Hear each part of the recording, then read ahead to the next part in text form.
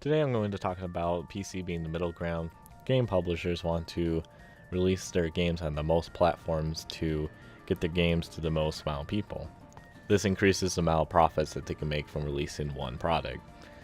Now, they're not going to release the product onto something that would take up a lot of money to port to, like the PlayStation 1 that has little to no user base and would take too much money for it to be worth it.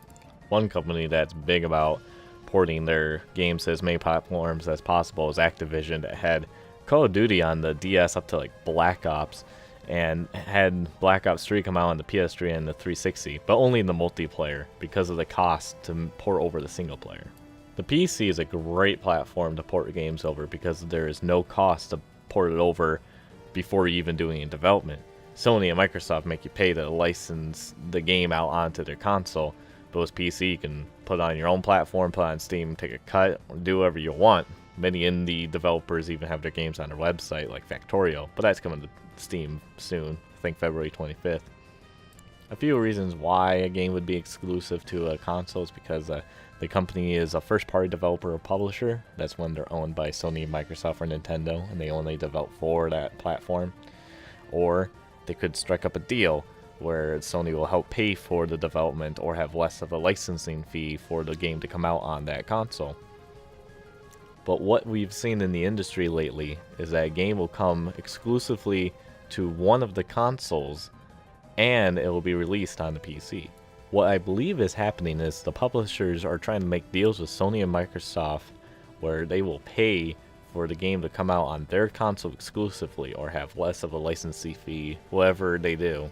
But the publisher wants the game to come out on PC to hit a larger target because of the user base on the PC, so they can hit more players with per product, especially since the PlayStation 4 and the Xbox One are not that old and do not have a big of a user base yet. This goes to the cost of games that are being made today. The cost of games has gone up tremendously in the past decade, and with more cost per game, they need to hit more people per product to be able to turn a profit in the end.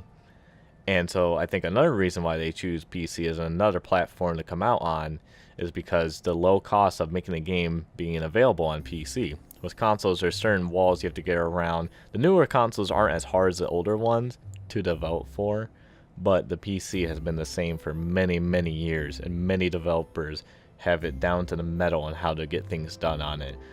Another reason why I think these deals are coming out is because Sony and Microsoft don't see the PC crowd as their target audience. You know, usually you have a console or you don't have a console. Many PC players don't use consoles, they just play on PC. I know a lot of people who just play on PC, especially a lot of my close friends. After I built them their PCs, they have no interest in buying a console and they just play on their computers all the time. Of course, that's a small sample size. I'm not saying it's a statistical fact or anything. What Sony and Microsoft in the end want is they want it so the game is on their console, not the others, especially because of this new generation. They are trying to make the people on the PS3 and the Xbox 360 to convert to their console after they do their research and looking what games are on it, how it runs.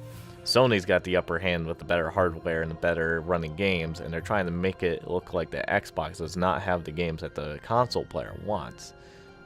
One recent example is Street Fighter V. It's about to come out and it's going to be on the PlayStation 4 and PC, but not the Xbox One. And I believe it's because Capcom wants to make the most money and Sony does not want the game on the Xbox One. Microsoft is also doing this with Quantum Break, but that's a first-party title.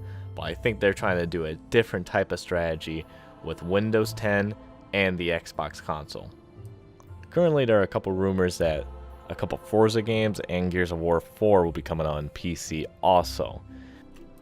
Even though I don't really care about Forza or Gears of War, I'm happy that these games are coming out to more people so that more people who want to play the game can play the game.